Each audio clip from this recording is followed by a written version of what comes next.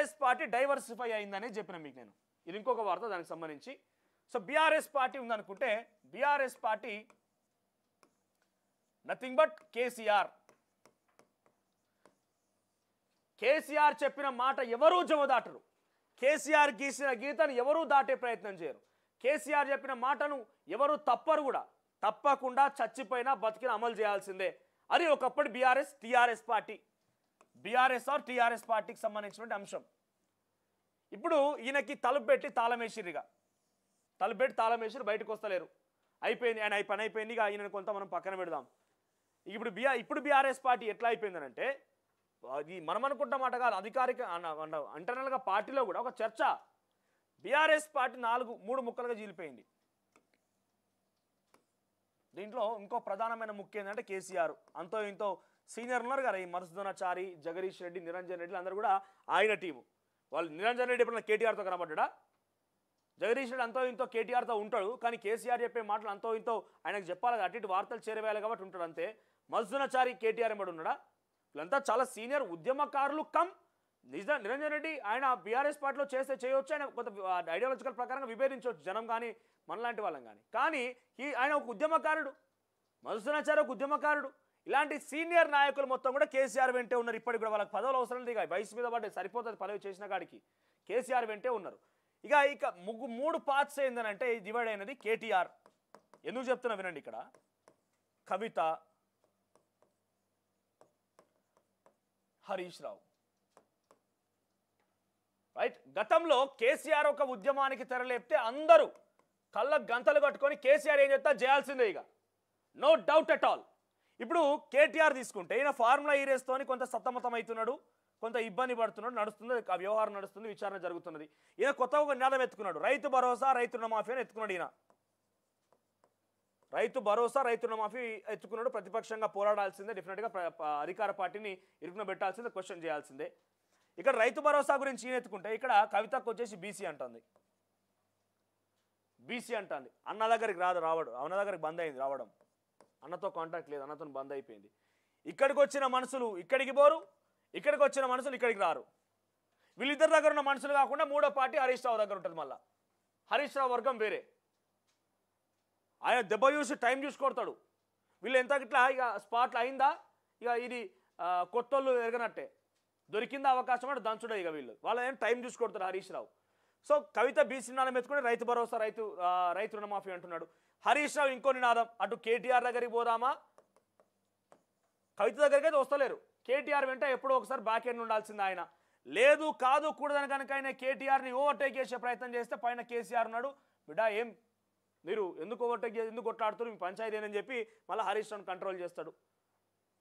లేకపోతే వాళ్ళ మధ్య విభేదాలు కనుక ఉన్నట్టుగా బట్టబయలు అయితే కనుక వాళ్ళ ఆయన పలచన పడిపోతాడు. సో హరీష్ రావు సంగతి అటు ఉంచితే ఇద్దరి మధ్య కనుక ఏ ఒక్క ఉద్యమం చక్కగా చేస్తుర్రా, బీసీ ఉద్యమం అన్నారు. మరి బీసీ ఉద్యమానికి బీఆర్ఎస్ పార్టీ స్టాండే అయితే, బీఆర్ఎస్ పార్టీ నినాదమే అయితే కేటీఆర్ ఎందుకు మాట్లాడాడు? కేటీఆర్ ఎందుకు క్వశ్చన్ చేయడు బీసీ ఉద్యమం మీద? కేటీఆర్ బీసీలు అంటే ఇష్టం లేదా? మరి కేసీఆర్ బీసీలు ఏమన్నా, కేటీఆర్ ఏమన్నా బీసీలు అంటరాని వ్యక్తులుగా చూస్తున్నాడా? కేటీఆర్కి బీసీ ఓట్లు వద్దా? కేటీఆర్ బీసీల కోసం పనిచేయడా? మరి అదే నిజంగానే ఒక రైతు భరోసా గురించే కేటీఆర్ కొట్లాడుతున్నాడు కదా. మరి రైతు భరోసా కోసం కవితను ధర్నా చేస్తలేదు, కేటీఆర్తో పాటు ఎందుకు కూర్చుంటారు? అంటే కవితకి రైతులంటే ఇష్టం లేదా? రైతులంటే అంటరాని వాళ్ళుగా ఉన్నారా? నేనేం చెప్పాలనుకుంటున్నా ఈ విషయం మీద అంటే, వీరు డైవర్సిఫైర్ 3 పార్ట్స్గా విభజించబడిర్రు. బీఆర్ఎస్ పార్టీ దాని భావస్వారూప్యత లేకపోతే దాని పూర్వ వైభవం మొత్తం కోల్పోయింది. దారులన్నీ విభజించబడ్డాయి. కేటీఆర్ అనే ఒక దారి, బీఆర్ఎస్ పార్టీలో కవిత అనే ఒక దారి, హరీష్ రావు అనే ఒక దారి. హరీష్ రావు అనే వ్యక్తి టైం చూసుకొడతాడు, ఎప్పుడు ఏం చేస్తారో తెలియదు, అదును చూసి ఆచితూచి వ్యవహరిస్తారు. ఆయన టైం చూసుకొడతారు, ఏదేమన్నా కూడా కొంత టాక్టికల్ పర్సన్, చాలా టఫెస్ట్ పర్సన్ కూడా. సో ఈ కేటీఆర్ కవితలాగా కొంత ఈజీగా అగ్రెసివ్గా ఈ రోజు వచ్చిందంటే ఈ రోజు కొట్టిపారేసే అవకాశం ఏముండదు ఆయన దగ్గర. ఆయన కొంత ఆచితూచి వ్యవహరించే వ్యక్తి. ఆయనకి ఏం చేయాలో అర్థమైతలేదు పాపం. ముందు పోతేనేమో నుయ్యి, వెనక పోతేనేమో గొయ్యి అన్నట్టుగా పరిస్థితి మారిపోయింది. ఇది నేను చెప్తున్న మాట ఏం కాదు, అంతర్గతంగా పార్టీలో జరుగుతున్న చర్చ కూడా ఇదే.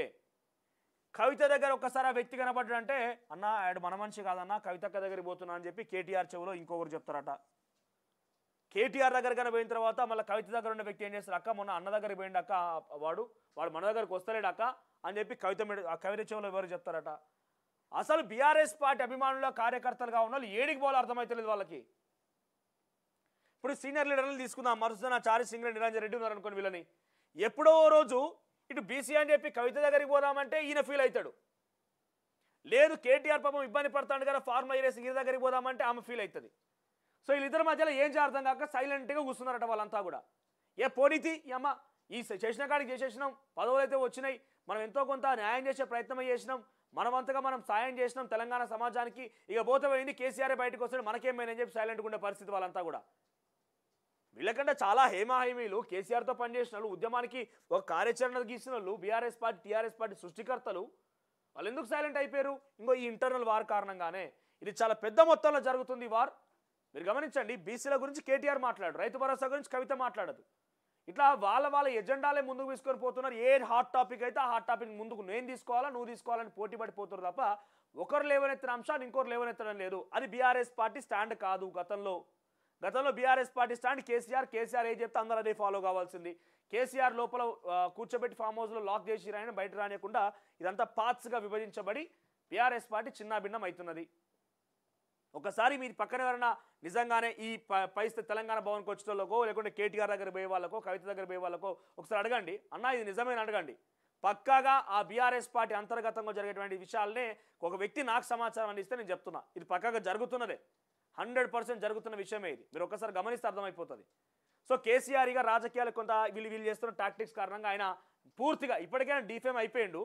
ప్రజలు ప్రక్కన పెట్టేసినప్పుడు ఆయన పరిస్థితి అయిపోయింది పాపం కేసీఆర్ది. కానీ ఏమనుకున్నా KCR is an inspiring personality. ఆ స్థాయికి పోవడం, ఆ రకంగా అబద్ధాన్ని నిజం చేసినట్టుగా మాట్లాడడం, ఆ స్థాయిలో రాజకీయాలు చేయడం అంటే ఆయనకు మాత్రమే చెల్లుతుంది. చాణక్య నీతి అని ఒకటి ఉంటుంది రాజకీయాలలో.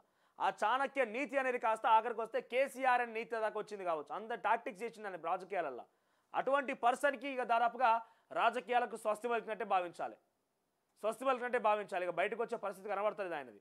సో బీఆర్ఎస్ పార్టీ ఇన్ని రకాల రాజకీయాలు చేస్తుంది, ఇన్ని రకాల కుట్రలు చేస్తున్నది.